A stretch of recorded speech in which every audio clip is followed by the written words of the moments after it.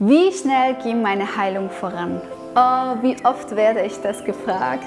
Und das, was ich immer als erstes antworte, ist, ich mache darüber ein YouTube-Video.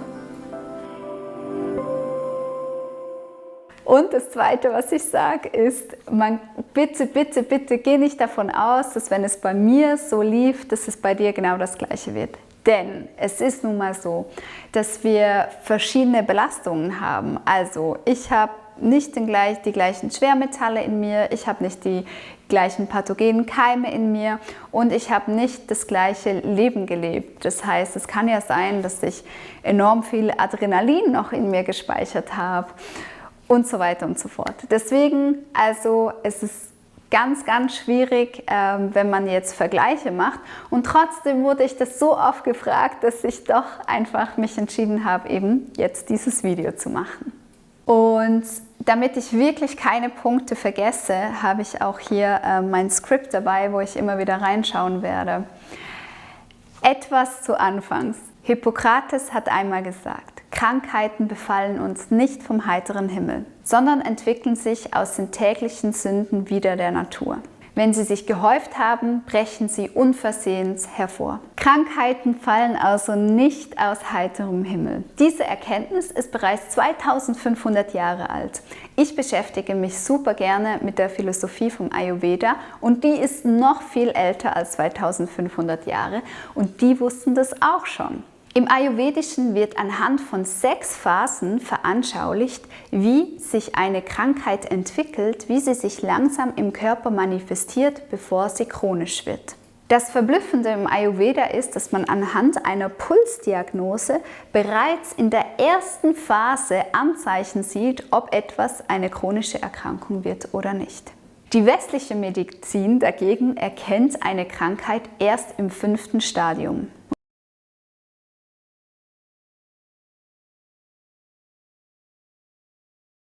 Wer also auf seine innere Stimme hört, kann bereits in Phase 1 erkennen, dass etwas im Körper aus dem Gleichgewicht geraten ist und kann dann herausfinden, was kann man tun, um sein Gleichgewicht wieder zu erlangen.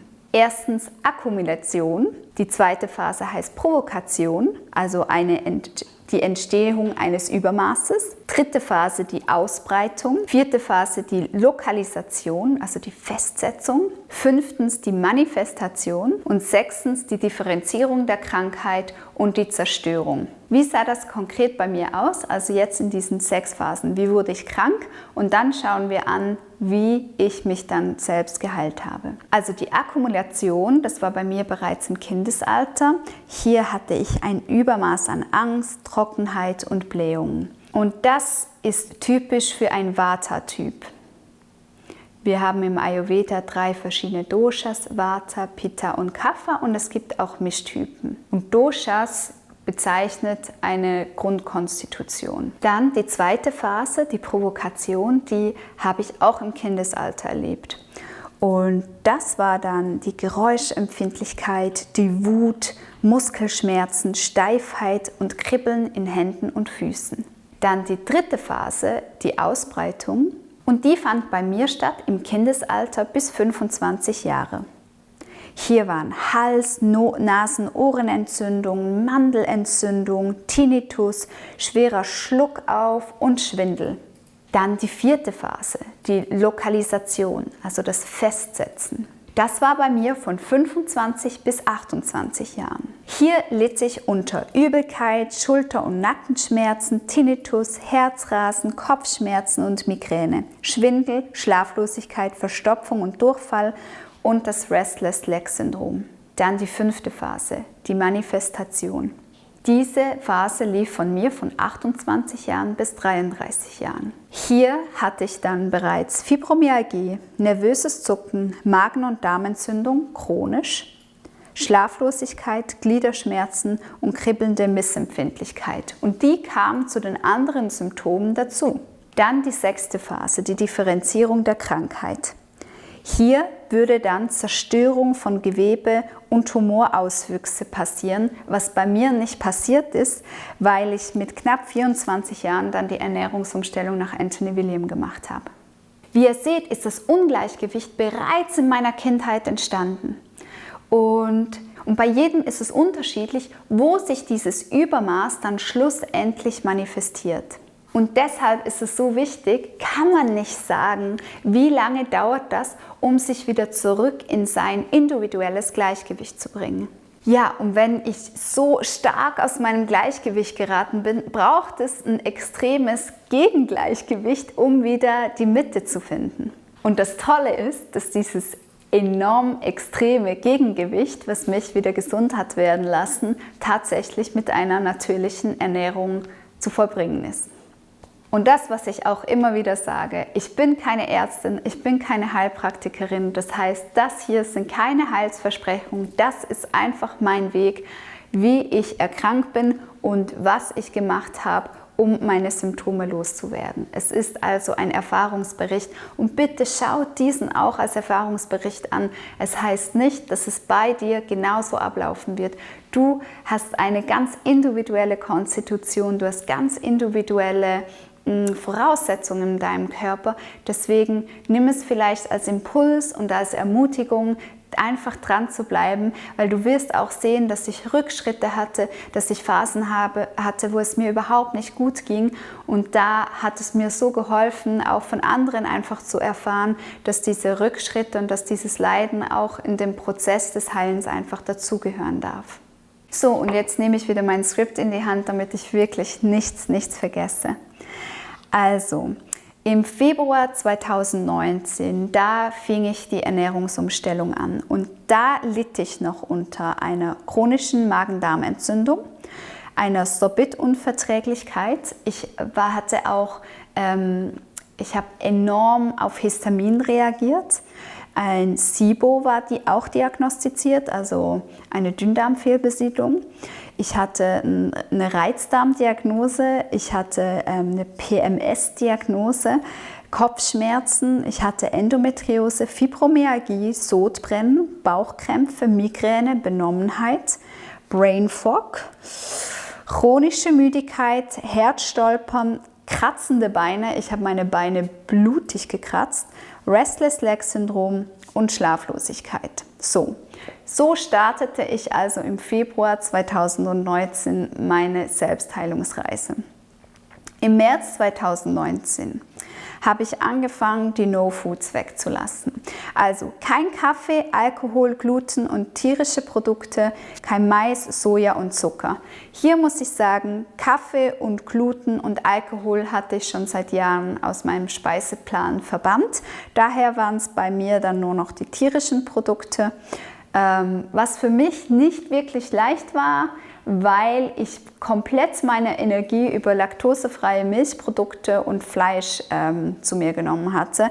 Und ich dachte mir dann da schon, gut, das wird spannend. Und was ich gleichzeitig eingeführt hatte im März 2019, war der leberschonende Vormittag. Sprich, ich habe mit einem halben Liter Zitronenwasser gestartet und eine halbe Stunde später den halben Liter frisch gepressten Selleriesaft zu mir genommen. Gut. Dann Anfang April 2019, nach 4 Wochen.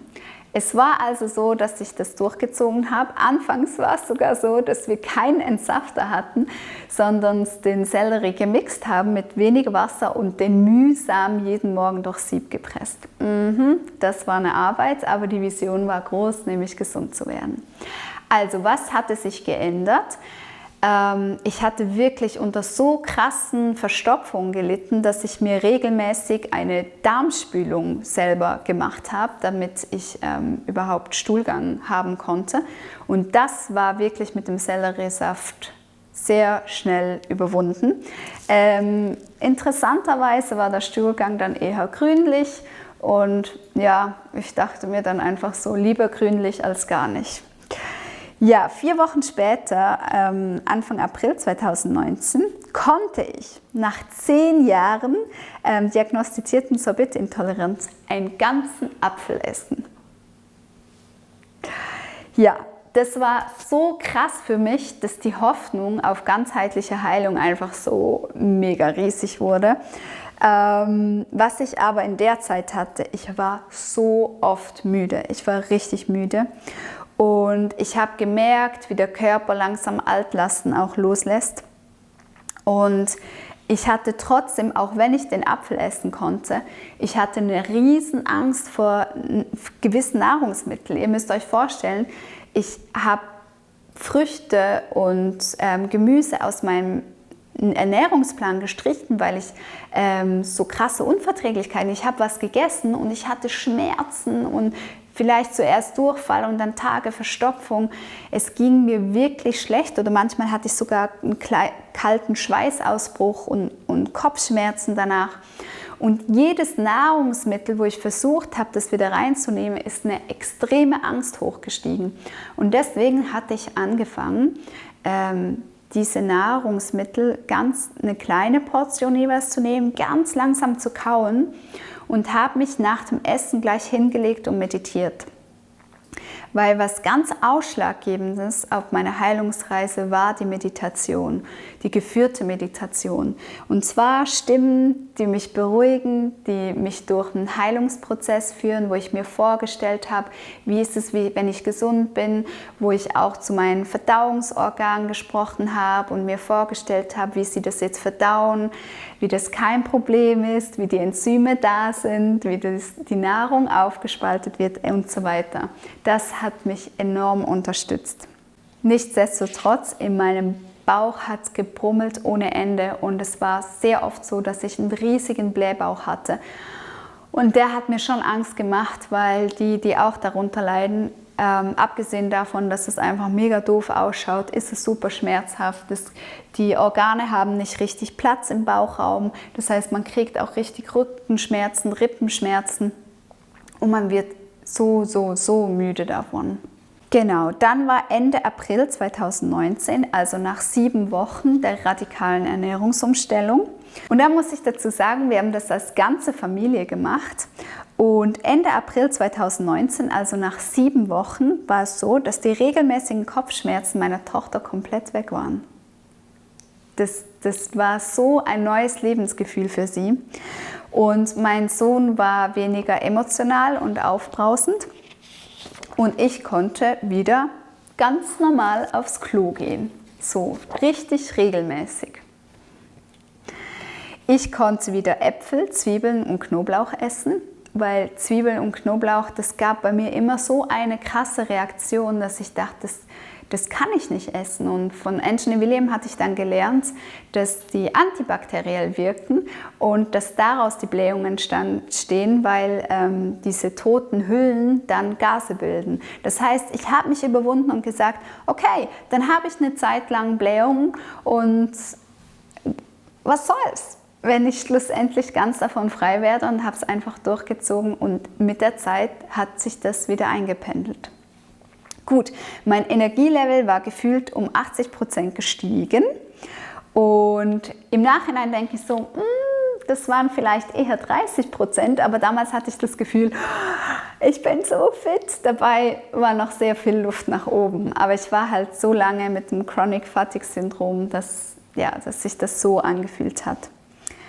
Ja, und dann war es aber so, dass ich immer einen Mittagsschlaf gemacht habe.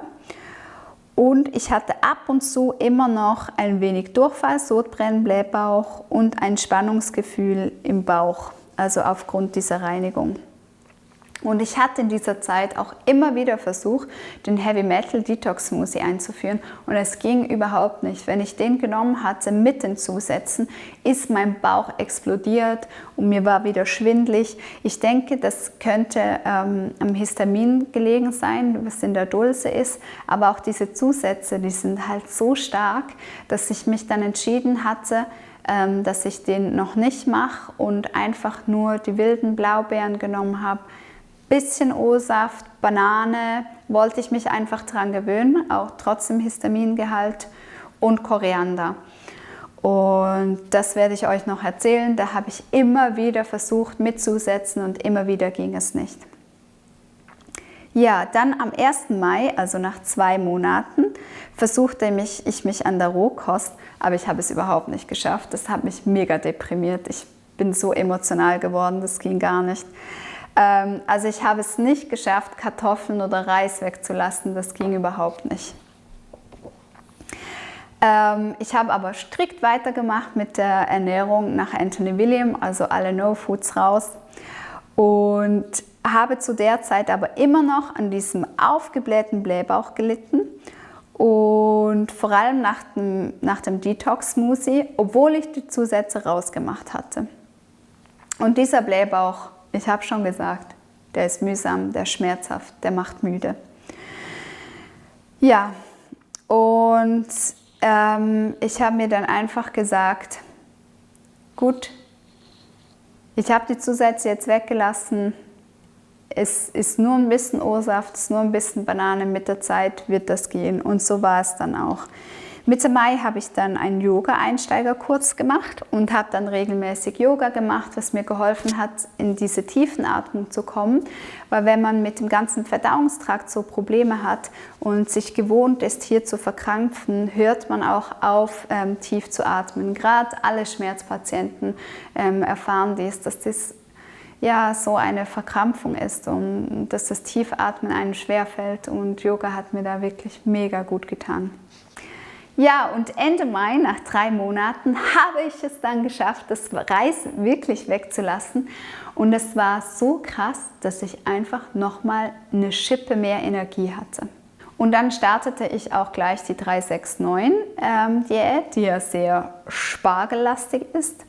Und das hat mir auch nochmal richtig gut getan. Da hat mein Körper nochmal richtig viel losgelassen. Ja, und dann war Anfang Juni, die Wassermelonensaison fing an und ich wollte unbedingt diese Wassermelone essen.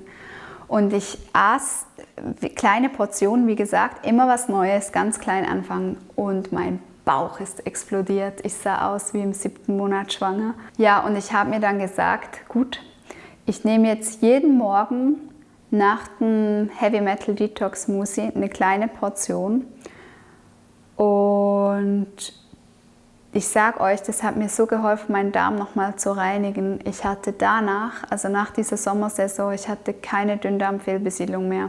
Und der Blähbauch war weg.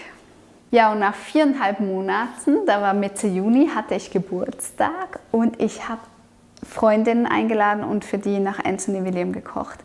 Und das war so krass für mich, weil ich nach Jahren wieder mehrere Leute einladen konnte und die Kraft hatte zu kochen. Und es war einfach so ein schöner Abend. Und das hat mir so die Energie gegeben, auch wenn ich immer wieder Rückschritte hatte oder Schmerzen oder Müdigkeitsanfälle, dass ich sowas stemmen konnte, das hat mich einfach so enorm ermutigt. Ja, und Ende Juni wurde mir bewusst, dass ich diese Ernährung wohl länger machen muss. Weil es ist ja so, man startet die Ernährung nicht und denkt so, ich mache das jetzt mein Leben lang, sondern ich mache das mal kurz und dann hat sich's erledigt.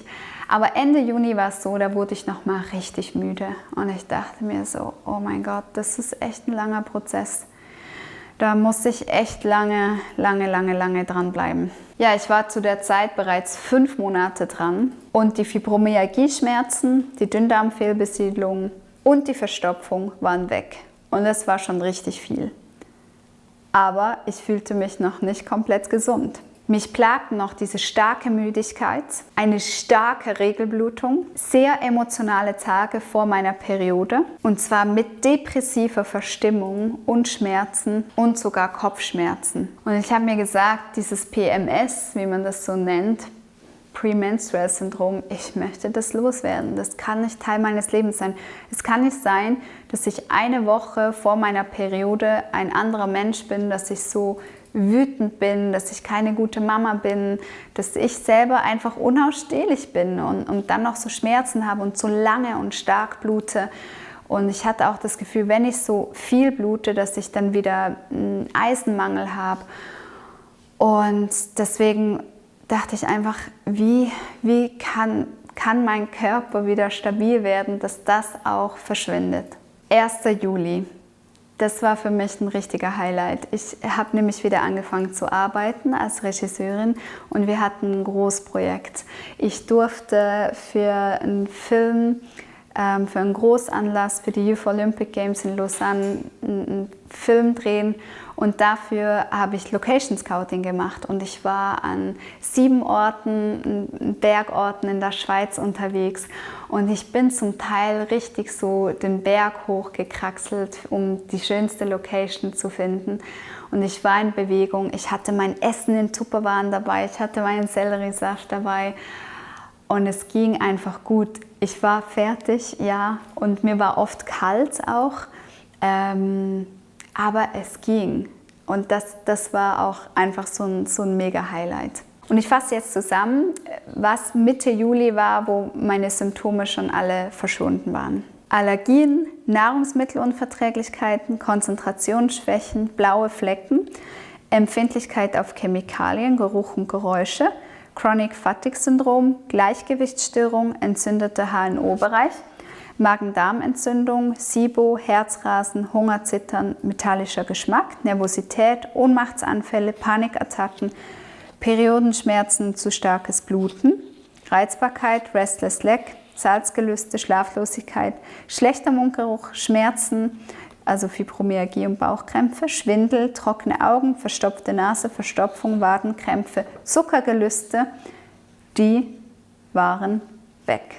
Ja, und am 24. Juli begannen wir offiziell die Dreharbeiten für Chronisch Ehrlich, das war im 2019.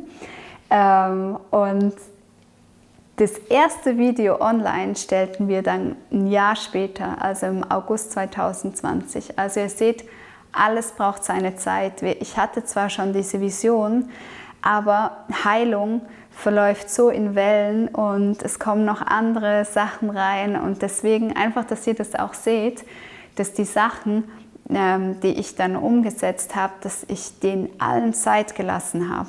Ja, ab dem 1. August entschied ich mich dann ganz fettfrei zu kochen. Sprich, ich habe mir gesagt, ich möchte in den Rezepten weniger Kokosmilch verwenden und auch weniger Kokosfett, weil ich hatte bis dato natürlich einfach die Sachen ersetzt. Ich hatte jetzt nicht einen mega hohen Fettgehalt drin, aber doch immer wieder mit Kokosmilch die Soßen gemacht und so weiter. Ja, und da muss ich auch sagen, das hat mich nochmal extrem viel gekostet, weil ich gedacht habe, jetzt habe ich meine Ernährung schon so extrem umgestellt, aber ich merke, da ist noch mehr möglich und ich hatte gelernt, dass Fett einfach, ja, dieser Heilungsprozess enorm hemmt. Und deswegen habe ich mich entschieden, da noch einen Schritt radikaler zu gehen. Ja, und am 1. September ernährte ich mich bereits 6 Monate nach der Lehre von Anthony William und war nicht mehr bei einem einzigen Arzt. Ein neues Kapitel fing an. Ich habe mich gefühlt, als wäre ich 25 Jahre alt. Und wenn man bedenkt, die letzten Jahre damals, habe ich immer wieder gesagt, ich fühle mich wie eine 90-Jährige. Und das war echt eine schöne Phase da im September, da hatte ich so ein richtig schönes Hoch. Und im November führte ich dann ein neues Brot ein. Das wurde vor allem auf Basis von Nüssen und Samen gemacht, aber ohne Hefe, Zucker und Weizen und natürlich pflanzenbasiert. Ja, und ich merkte dennoch, dass dieser Fettgehalt von den Nüssen, dass ich den aufs Minimum reduzieren musste. Also nach dieser fettfreien Phase, wo ich dann nochmals Energie bekommen habe, gerade gegen den Winter, ich dachte so, nee, ich brauche jetzt mehr, ich brauche mehr, aber es ging wirklich noch nicht. Ich habe mir dann gesagt, ein Stück von diesem Brot, das geht. Ja, und im Dezember war ich dann wieder als Regisseurin unterwegs. Und es war natürlich sehr kalt, es war in den Bergen, es lag überall Schnee und ich hatte wieder Essen dabei, so wie da im Sommer. Und das ging wirklich die ersten 3 Tage gut und dann Tag 4 und 5 war es so, dass ich richtig kalt bekam von innen nach außen. Und wir mussten dann unbedingt ein indisches Restaurant aussuchen, das für mich lecker vegan indisch gekocht wird. Und das hat mir echt den Arsch gerettet. Das ist schon sowas, ja, das ist einfach schwierig, wenn man sich an so eine strikte Ernährung hält und unterwegs ist, da an das richtige Essen zu kommen. Aber das hat funktioniert. Aber Rohkost in der Kälte, es ist eigentlich gerade mit körperlicher Aktivität, hat meinem Körper nicht gut getan. Natürlich konnte ich funktionieren, meine Verdauung lief, aber ich war dann super froh, als wir im Restaurant mich aufpäppeln konnten. Ja, und die Dreharbeiten waren voller Erfolg. Unser Film lief dann im Januar 2020 und das war einfach so schön für mich zu sehen, dass ich einfach zurück in meinen Beruf kommen durfte. Ja, und an Weihnachten, muss ich noch sagen, brachte ich einfach mein eigenes Essen mit. Und ich habe das Essen so auf einer Platte hingerichtet und es war einfach, zugerichtet. Und es war einfach so, so lecker. Und ich habe mir gesagt, dieses Essen hat mich gesund gemacht. Warum sollte ich den anderen zuliebe, nur damit es ihnen gut geht und sie mich besser verstehen, diese Sachen essen? Und da habe ich für mich gesagt, da übe ich mich auch einfach in der Selbstliebe und mache es mir schön, mache mir einen schönen eigenen Dessert. Und ja, das war auch eine gute Erfahrung. Ja, und im neuen Jahr war es wirklich so, dass irgendwelche Gelüste auf Zucker, Fleisch, Gluten komplett verschwanden. Also es ist komplett in Fleisch und Blut übergegangen, diese Ernährung. Und das hat mir auch so gut getan, dass wenn ich im Bäcker vorbeilief und ja, dieses leckere Gebäck roch, dass ich es einfach eingeatmet habe und diesen Duft genossen habe, wie den Duft eines guten Parfüms. Und ich dachte mir so, weißt du was, ich genieße diesen Duft, aber es muss hier nicht mehr rein. Ja, und im Februar 2020, ohne Soja, ohne Mais, ohne Gluten, fettarm, natürlich ohne Alkohol, ohne Kaffee, pflanzenbasiert, zuckerfrei, war ich ein neuer Mensch. Äußerlich und innerlich sah man es mir sowas von an. Innerlich durch meinen Charakter. Ich bin viel ruhiger geworden, in mich geruhter. Meine Periode kam regelmäßig. Die Blutungstage waren nicht mehr so lang und auch nicht mehr so stark. Das ging komplett weg, also dieses PMS, diese Wut vor der Periode, diese Ungeduld, dass ich das Gefühl hatte, ich wäre ein anderer Mensch, das war weg. Es war eher so, ich bekam die Periode und so, oh, da ist ja, wow, okay, ich habe nicht damit gerechnet. Das war so schön, weil ich das die letzten Jahre gar nicht mehr kannte so. Und was ich da dann auch angefangen hatte, ist wieder im Heavy Metal Detox Smoothie die Zusätze zu nehmen. Ich habe dann mit einem Viertel Teelöffel angefangen, Gerstengrassaftpulver und Spirulina und ja, einen Esslöffel voller Dulse. Und ich habe das eingeführt, konnte das dann steigern nach 1-2 Monaten auf einen halben Löffel und bin da heute auch bei einem halben Löffel und es tut mir mega gut. Und mal schauen, wo es noch hingeht. Ja, und viele fragen mich auch immer, ob ich Ausnahmen gemacht hätte. Ich hatte einmal, war ich zum Essen eingeladen, da war ich ein halbes Jahr dabei und ich wollte aus Freundlichkeit dann, ich hatte Kartoffeln dabei und aus Freundlichkeit habe ich dann von dieser Soße genommen. Sie hat gesagt, das sind keine Zusätze, nix. Da war aber ein bisschen Hackfleisch drin. Und ich habe einfach nicht zu meiner Überzeugung gestanden. Und es war so, oh, ich bin eingeladen, ich will ein Teil dieser Gemeinschaft sein und alle essen das. Und ich habe das dann gegessen zu den Kartoffeln. Und es ging mir einfach nicht gut. Meine Verdauung war nicht ready. Und mein Körper hat mir gezeigt, nein, ich brauche diese Auszeit, lass mich in Ruhe damit. Und ich war in dem Zeitpunkt auch so weit von meiner eigenen Überzeugung, dass ich gesagt habe, ich will eigentlich gar kein Fleisch mehr essen und das unterstütze ich nicht mehr. Und trotzdem habe ich aus dem Gefallen heraus das gemacht. Und das war mir eine totale Lehre damals, zu sagen, nee, das muss ich nicht. Das muss ich einfach nicht. Ja, und was auch zu meiner Geschichte gehört mit der Ernährung von Anthony William, dass ich wirklich nur ganz eine kurze Zeit immer bei dieser 3-6-9-Diät wirklich Rohkost gelebt habe und sonst immer sehr viel Kartoffeln, Kürbis, Süßkartoffeln und so weiter versucht habe, in meine Menüs reinzumachen, weil ich diese Wärme brauche. Ich brauche sie unbedingt. Jetzt nach 1,5 Jahren esse ich auch immer wieder Wildreis. Das konnte ich wieder einführen. Fettgehalt habe ich nicht erhöht, habe ich aber im Brot drin. Wann war das? Muss ich gerade überlegen. Nach 1,5 Jahren konnte ich dann auch mehr von diesem Brot essen, von diesem nussbasierten Brot, und das war auch in Ordnung. Ich konnte auch tatsächlich dann wieder mal nach 1,5 Jahren eine Avocado essen oder eine halbe. Also das konnte ich dann auch wieder ausgleichen. Ja, und was ich einfach zeigen möchte in diesem Video, alles braucht seine Zeit.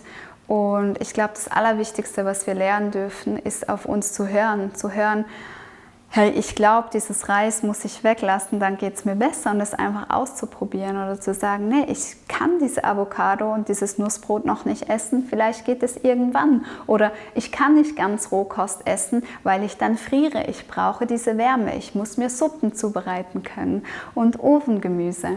Also da einfach ja, liebevoll zu euch selber zu sein. Und zusammengefasst, was mich mega unterstützt hat, ist der Ernährung von Anthony William, ist die Kombination mit der Meditation. Die Meditationen haben mir so geholfen und helfen mir noch heute. Dann die innere Kindheilung. Ich habe Bücher gelesen über das innere Kind und bin wieder in Kontakt getreten. Ich habe eine Traumatherapie gemacht und das alles zusammen hat mich komplett symptomfrei gemacht, und ich liebe diese Art der Ernährung, und das ist auch so eine Sache. Ich glaube, dass es wichtig ist, dass man sich auch in diesen Heilungsweg verliebt. Wenn du dich in eine andere Art von Heilungsweg verliebst, sei es jetzt mit zum Beispiel ätherischen Ölen oder andere Art von Reinigungen, dann ist der wichtige Punkt darin, dass du dich darin verliebst, weißt du, dass du dich wohlfühlst. Ich habe mich so wohl gefühlt mit dieser Ernährung, und das hat mir so viel Mut und Hoffnung geschenkt, dass ich diese Kraft hatte, diese ganzen Abstriche zu machen und einfach dran zu bleiben und auch daran zu glauben, dass es gut wird. Das heißt, ja, lass dich da hineinfallen, lass dich verlieben, und das hilft definitiv auch. Ja, ich hoffe, dass euch dieses Video gefallen hat, und schreibt gerne in die Kommentare, in welcher Phase der Krankheit ihr steckt, wo ihr denkt, wo sich die Krankheit gerade befindet, und dass ihr das einfach in diesem Phasenbild seht, dass ihr seht, okay, wenn ich auf Phase 5 bin, dann dauert das bis zur Phase 4, 3, 2, 1, 0 und wo du zurück im Gleichgewicht bist. Ich wünsche dir ganz viel Kraft, Mut und Geduld auf deinem Heilungsweg. Alles Liebe. Ciao.